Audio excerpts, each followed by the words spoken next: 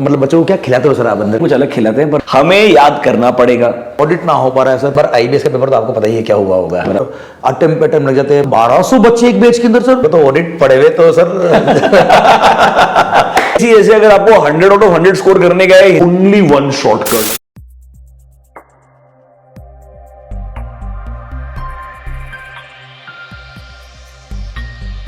Hello दोस्तों, माहौल जबरदस्त शानदार आपने इंडाटेक्स में सुना ही होगा। अब ये माहौल जबरदस्त शानदार ऑडिटिंग में भी बनने वाला है। आज हमारे साथ है ऋषभ जैन सर। नाम तो सुना ही होगा, धमाकेदार सुना होगा। और सर पूरे इंडिया के अंदर ऑडिट जैसे सब्जेक्ट जिसको बोलते ही हमारी जिंदगी खराब कर दी सब्जेक्ट ने, उसका परसेप्शन चेंज कर डाला पूरे इंडिया के अंदर। The name is CA Rishabh Jain sir.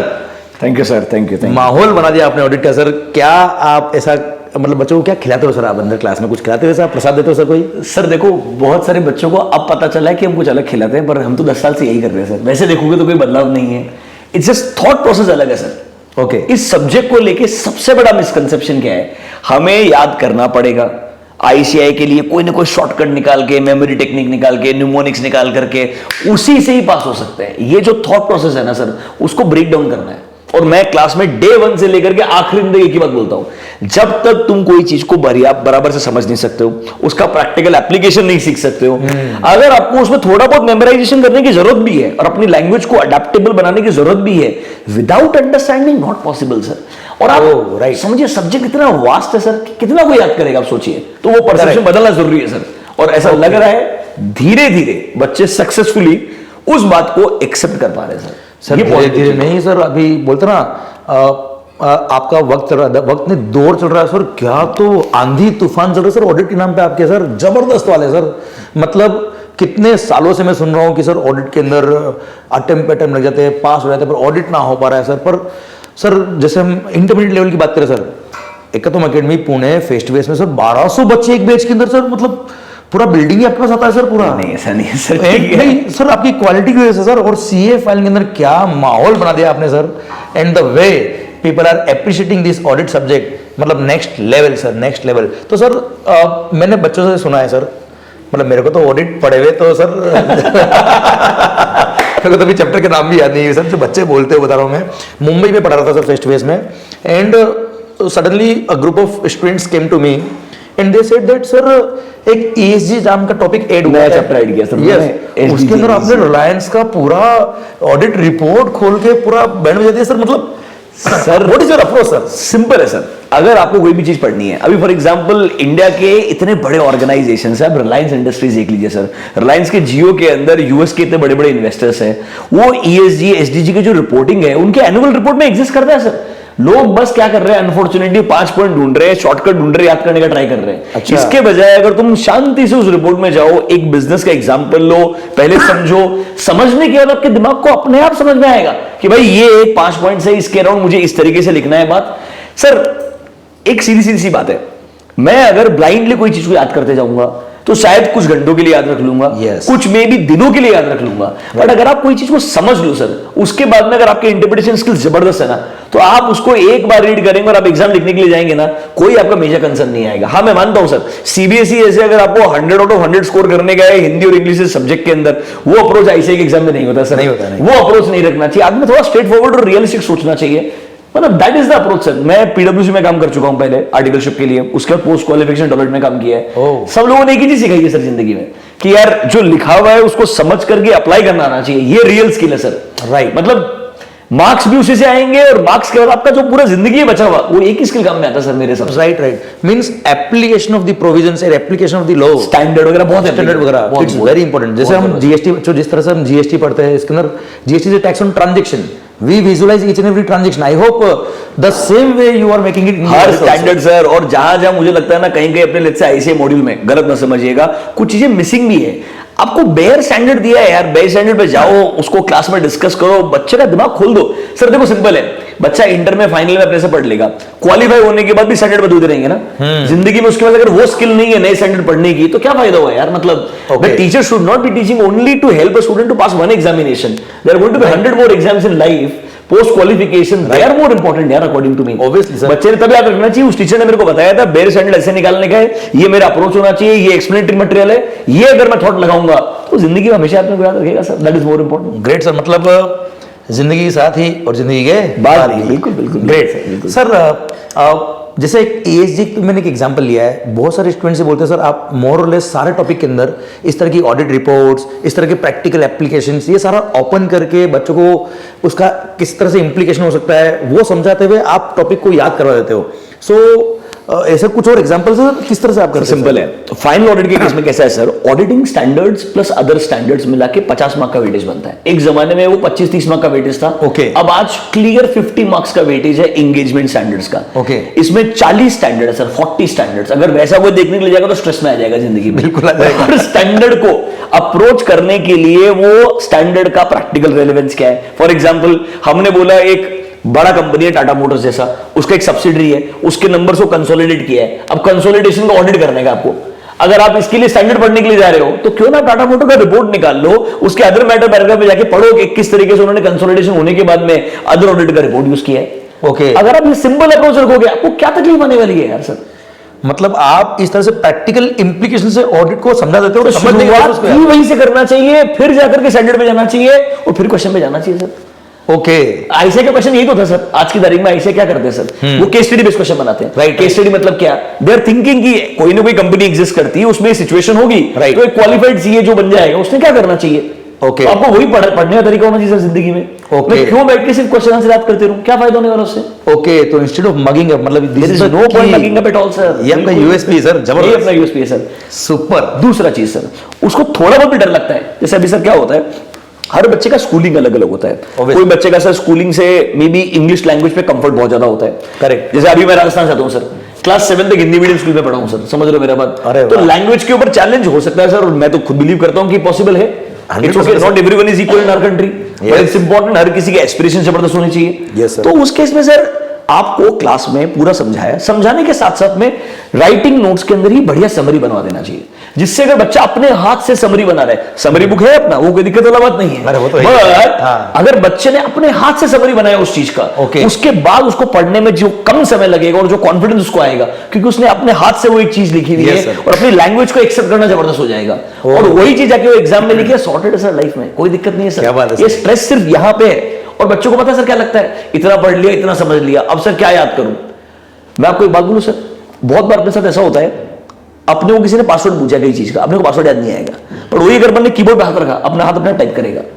So simple चीज है, आप इतने सालों तक अगर कॉन्सेप्ट समझेंगे, उसको अप्लाई करेंगे, उसके अराउंड समरी नोट्स बनाएंगे, उसको पूरा जीना शुरू कर देंगे और फिर क्वेश्चन देख करके लिखने के लिए जाएंगे, तो कैसे याद नहीं आएगा यार आपको। जितना रेलेवेंट आना चाहिए वो पार्ट आएगा। और सर बच्चे को पूरा स्टैंडर्ड लिखना तो कोई नहीं सिखा सकता है सर, स्टैंडर्ड 50-50 पेज के होते हैं। Right, sir. स्टैंडर्ड राइटिंग के लिए बॉडी एग्जिस्ट करती है, जो सालों के एक्सपीरियंस के बाद ये लिखते हैं। तो आपने सोचना चाहिए उसमें से मैं निकाल करके कैसे वो पार्ट लिख दूं जिससे आईसीए के एक्सपेक्टेशन भी फुलफिल हो जाए और मेरी अंडरस्टैंडिंग भी जबरदस्त रहे सर। आप ऑब्जर्व करो कि इनकी एनर्जी कितनी है अभी, ये बात किस एनर्जी से कर रहा था, positive energy which he is having. I am damn sure sir, जो आप पढ़ाते हो क्या जान निकलती होगी आपकी सर, और किस तरह से उसको टॉपिक को दिल में उतार देते होंगे बच्चों के। और सर जिस तरह से परसेप्शन बन गया था और लोगों का कि ऑडिट को रटना ही पड़ेगा, याद ही करना पड़ेगा, तो याद तो करना पड़ेगा, आपको लिखना पड़ेगा, पर उसका विजुअलाइजेशन होने के बाद अगर आप लिखोगे तो अपने आप फायदा को याद आएगी होगा सर। और याद करने का स्ट्रेस खत्म हो जाएगा ना सर। एक तो मैं स्ट्रेस में हूं जिंदगी में, याद नहीं हो तो क्या होगा, एक है मेरे को समझ में तो आ गया, उसके बाद मैं 2 बार पढ़ लूंगा, थोड़ा बहुत भी याद रहेगा तो भी मेरा काम हो जाएगा सर जीवन के अंदर। Perfect. आईसीए का एक्सपेक्टेशन थोड़ी कि पूरे 1000 पेज याद करके जाओ आप, हाँ हाँ हाँ, बिल्कुल किसी भी सब्जेक्ट में नहीं है सर। लॉजिकल है। अच्छा सेम चीज अपने चैप्टर सब्जेक्ट नंबर 6 आईबीएस में काम में आता है, उधर भी तो ऑलरेडी क्वेश्चन आएगा, वो कैसे अप्लाई करोगे आप, उधर एक्सपेक्ट कर सकते हो तो सेम क्वेश्चन क्या आएगा। नहीं, सोचो नहीं। 6 सब्जेक्ट में आईसीए का अभी कितना भी क्रिटिसिज्म हो, पर रेलेवेंस क्या है कि बच्चे का एप्लीकेशन होना चाहिए, वो ढूंढ पाए और उस समय के अंदर आंसर लिख पाए, बराबर है कि नहीं। Perfect sir, perfect. Real life तो यही है ना सर, जब Yes. सिचुएशन आएगी बेयर स्टैंडर्ड निकाल करके अप्लाई करना आना चाहिए sir, that's it. That's great sir. तो एक और चीज बताइए सर, और वैसे तो इस बार नवंबर 24 एग्जाम्स और लास्ट 1-2 एग्जाम से जिस तरह से इंस्टीट्यूट क्वेश्चन पूछ रहा है, बराबर जो है। प्रैक्टिकल ओरिएंटेड है, आई बराबर होप सारे सब्जेक्ट अगर आपने प्रैक्टिकली पढ़ी है, एप्लीकेशन बेस्ड पढ़ी है, तो माहौल ही नेक्स्ट लेवल होने वाला है। और इस बार आईबीएस का पेपर तो आपको पता ही है क्या हुआ होगा, बराबर सो इसलिए प्रैक्टिकली पढ़ना इज वेरी वेरी इंपॉर्टेंट। हम हमारे लिए यहाँ बैठ के कहना कि आईबीएस पेपर कितना टफ रहा is very easy, but you know जिन बच्चों ने वहाँ फेस किया बराबर सर, बराबर, बहुत टफ टाइम होता है, बहुत टफ टाइम होता है वो। इसलिए आपकी प्रिपरेशन, तैयारी जीत की, हम बोलते हैं ना तैयारी जीत की करनी, तो तैयारी जीत की आपको जीतने के लिए करनी है। आपको केवल एग्जाम में अपेयर करने के लिए नहीं सर, आप सीए बनने के लिए पढ़ो, एग्जाम पास करने के लिए नहीं। So that's what is the theme for. अब सर एक लास्ट कंसर्न मेरा आपसे ये है सर कि जब सारे स्टैंडर्ड्स हो गए, प्रोफेशनल एथिक्स हो गए, सारे टॉपिक्स हो गए, उसको जब आप प्रैक्टिकल अप्रोच से पढ़ाते हो, एप्लीकेशन बेस्ड पढ़ाते हो, अब आप बोलते हो टाटा मोटर्स का हमने ऑडिट रिपोर्ट निकाला, सब्सिडरी कंपनी ये है, उसमें कंसल्टेशन का आपको ऑडिट करने का है, तो हमने प्रैक्टिकली उस चीज को निकाला, फिर उसको पढ़ा, उसको समझा, और उसके बाद स्टैंडर्ड खोल के हमने देखा। तो डोंट यू थिंक कि ये ऑडिट में 250-300 घंटे चले जाएंगे लेक्चर सर? नहीं सर, 150 से 160 घंटे बहुत ज्यादा हो गए जीवन के अंदर। उसमें तो अपन स्टडी मटेरियल के ऑलमोस्ट मेजोरिटी क्वेश्चंस भी डिस्कस कर लेते हैं सर। वापस सेम वही बात है सर, आप कितने कम समय में कितनी काम की चीज उसके जहन में उतार सकते हो, उसके दिमाग तक पहुंचा सकते हो, वो एक सिंपल आर्ट है सर। और क्योंकि आप खुद बहुत सालों से फेस टू फेस टीचर हैं, एक चीज समझ सकते हैं सर, हमने ओवर पीरियड ऑफ 10-11 साल इतने बच्चों को देखा है अपने सामने कि हमको पता है क्या बात बोलने से एक बच्चे का रिसेप्शन जो है वो बहुत फास्ट होता है। वी नो रियली वेल कि कैसे एक बच्चे तक ये बात पहुंचाई जाए। आज तो सर मेजोरिटी फाइनल का बच्चा सिर्फ घर से बैठ के अपने को देखता है, बट सर उस बच्चे ने कभी ना कभी टीचर को एक्सपीरियंस किया होगा अपने जीवन में, क्लास 11th में, 12th में, फाउंडेशन में, इंटर में, तो सर उसका जो फेस टू फेस वाला फीलिंग है ना सर, वो जबरदस्त होता है। इसलिए सर मैं आपको एक बात बोलूं, बिफोर यू आस्क मी, मैं फाइनल के लिए कोई भी स्टूडियो रिकॉर्डिंग नहीं देता था सर। और मेरे से स्टूडियो रिकॉर्डिंग होता ही नहीं है सर, मैं क्लियरली बोलता हूं। क्या मैं फेस टू फेस बैच ही कंडक्ट करता हूं सर पूना के अंदर, उस बैच का ही प्रॉपर रिकॉर्डिंग रहता है और वही रिकॉर्डिंग बच्चों तक पहुंचाया जाता है। उसको फेस टू फेस का फील ही मिलना चाहिए, ये मेरा मतलब हमेशा से बिलीव रहा है, और शायद मुझे लगता है थोड़ा बहुत आप अग्री भी करेंगे। आपसे थोड़ा बहुत नहीं सर, 100%, क्योंकि मेरा ही सेम फिलोसफी यही रहता है सर। मेरे सारे बैचेस सीए फाइनल के हुए, इंटरमीडिएट के हो, yes CA final is Mumbai and CA intermediate आपके यहाँ पुणे में। सो सारे बैच फेस टू फेस के होते हैं, तो we know the pain of the student which is sitting behind the camera. तो हमको पता रहता है कि उस बच्चे को कैसे समझ में आएगा। So the same theme which you are opting for audit sir, इसने धमाल मच रही पूरी इंडिया के अंदर। And sir the way people are getting response, I think सारी प्रैक्टिकल एप्लीकेशन आप पढ़ा रहे हो, वो भी 150 आवर्स के अराउंड पूरा बैच कंप्लीट कर रहे हो, including the questions of the study material. बराबर सर, दैट्स रिमार्केबल। सो मेरे ख्याल से this is the key of success in the auditing. बच्चों आपने देखा होगा, conceptual learning with practical application gives the success, and that's what the motto of ICI also, कि आप सीए बनने के बाद you should be a good consultant, you should be able to apply the auditing standards, GST के provisions, taxation के provisions, जो भी topic आप पढ़ रहे हो उसको अप्लाई कर पाएंगे। एंड रियली आई होप जिस तरह से बच्चे आपके सब्जेक्ट से बेनिफिट ले रहे हैं, आई थिंक फ्यूचर ब्राइट ही होने वाला है। एंड डेफिनेटली ये ऑडिट का जो फियर पूरे इंडिया के अंदर है, ये 100% दूर हो जाएगा। और ये न्यू सिलेबस आने के बाद जिस तरह से आपने ये सब्जेक्ट को मतलब सीए फाइनल लेवल पर जो आप लेके गए हो सर, 100% ये बेनिफिट बच्चों को मिल रहा है। And definitely thousands of students will also opt for this benefit. और ऑडिट जैसे सब्जेक्ट के अंदर भी आई होप कि जिस तरह से अदर सब्जेक्ट में वो एग्जामिनेशन सोचते हैं, वो केवल पास होना नहीं सोचे, अब एग्जामिनेशन के लिए टारगेट लेंगे सर। सर एक छोटा सा चीज है, मतलब अभी ये बहुत सालों से एक मिसकंसेप्शन है बच्चों के दिमाग में, और कुछ हद तक बच्चे गलत भी नहीं थे सर। कैसा था सर, पहले ऑडिटिंग सब्जेक्ट में अगर आप एक कंपाइलेशन उठा लो सारे क्वेश्चंस का, वो सारे क्वेश्चंस करके चले जाओ, मेजॉरिटी क्वेश्चंस रिपीट होते थे सर। अब वैसा ट्रेंड नहीं होता है, नंबर 1। तो बहुत सारे बच्चे क्या करते हैं सर, अभी भी वो सोचते हैं यार फाइनल ऑडिट 150 आवर्स 160 आवर्स में, सर आपको तो कम लग रहा है। बच्चे बोलते सर बहुत ज्यादा हो गया सर, इतना कौन पढ़ेगा फाइनल ऑडिट के लिए, बराबर है कि नहीं? राइट। वो सोचते हैं 70-80 आवर्स में खत्म कर दो सर, 100 आवर्स में खत्म कर दो सर। Right sir. खत्म करने के लिए हो सकता है सर, भले वो यूट्यूब से हो या कोई शॉर्टकट वाले लेक्चर से हो। प्रॉब्लम क्या है सर, वो जो 50 घंटे आज बचाने के लिए ट्राई कर रहे हैं ना, मतलब मैं नहीं दुआ करूंगा किसी के साथ भी ऐसा हो, पर सर आपको पता है जिंदगी में जब आप शॉर्टकट लगाते हैं और अगर थोड़ा बहुत भी आपका रिजल्ट अगर अनफॉर्चुनेट आया, उसके बाद आपके जीवन के 6 महीने चले जाते हैं सर। वो जो 6 महीने का पेन है ना, उस बच्चे को रियलाइज भी होता है, और प्लस वो एक साइकिल होता है सर बहुत बुरा, क्योंकि आपने पहला अटेम्प्ट ऐसा बोला था ना, बेस्ट अटेम्प्ट होता है। मतलब there is nothing wrong about number of attempts, but ये आपके लिए बेस्ट पॉसिबल टाइम है कि आप अपना पूरा बेस्ट प्रिपरेशन करके उस एग्जाम के लिए जाएं। तो आप शॉर्टकट के बारे में बिल्कुल ना सोचें।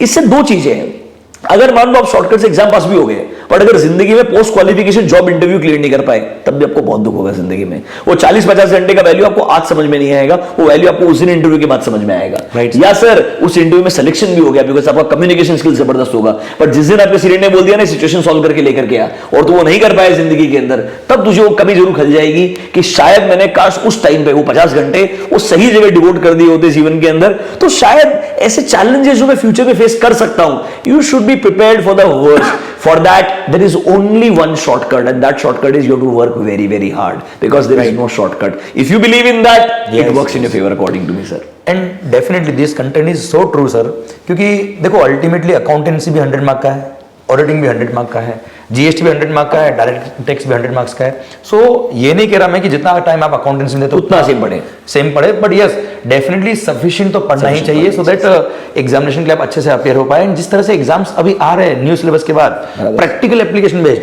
उसमें आप तभी आंसर्स लिख पाएंगे। आईसीए का स्टैंडर्ड मीट करने के लिए आपको उतना एफर्ट डालना पड़ेगा सर, मतलब right sir. And although just आपकी इन्फॉर्मेशन के लिए सर का पूरा fast track batch is already available on YouTube, जिसमें सर लगभग 5 लाख लोगों ने देखा है। 4.5 लाख व्यूज है, बराबर है सर। मतलब दैट्स नेक्स्ट लेवल ऑडिटिंग के अंदर सर, वो भी यूट्यूब बैठ कर बच्चों ने। सो नेक्स्ट, और उसमें जो बच्चों की फीडबैक है, अरे सर मतलब मैं तो फैन हो गया सर आपका, रियली ग्रेट सर। मुझे भी अच्छा लगा सर, बच्चों ने बहुत प्यार दिया है, कमेंट्स मतलब बहुत ही बढ़िया थे। जीवन के अंदर ऐसे टीचर आपके लिए बहुत अच्छी चीज होती है कि बच्चे अगर आपको अप्रिशिएट करें कि जो आप कर रहे हैं वो अगर सही डायरेक्शन में जाए, उनको मदद मिले और बच्चे पास हो जाएं। Yes, नहीं रियली। एंड सर का फास्ट ट्रैक बैच भी है, सर का एग्जाम ओरिएंटेड बैच जो कम आवर्स का है वो भी आ रहा है, सर का full course batch already available है। सो ऐसा नहीं कह रहे सर कि फास्ट ट्रैक नहीं है या एग्जाम ओरिएंटेड बैच नहीं है, फुल कोर्स ही है, ऐसा नहीं है। All batches are available but preference is always full course batch. अगर आप फर्स्ट टाइम एग्जाम दे रहे हो definitely we must go for full course only. So guys it was a great interacting with CA Rishabh Jain sir, जिन्होंने insights बताई कि how the audit subject is and how the institute is expecting answers from everybody and how they are asking the questions in the exam. और ये practical oriented subject हो चुका है अभी ये। बिल्कुल आपने जो अप्रोच बदल दी पूरी ऑडिट की, आई होप ये जो बच्चे सुन रहे हैं उनको बहुत आप बोल रहे सर, ये बहुत बड़ा बात है, बहुत सुन के अच्छा लगा सर, थैंक यू। नहीं इट्स माय प्लेजर सर। और ये बात अगर सब बच्चों तक पहुंच गई देश के, शायद ऑडिट सब्जेक्ट के अंदर परसेप्शन ही चेंज हो जाएगा और माहौल जबरदस्त शानदार बन जाएगा। Thank you so much sir, thank you, bye.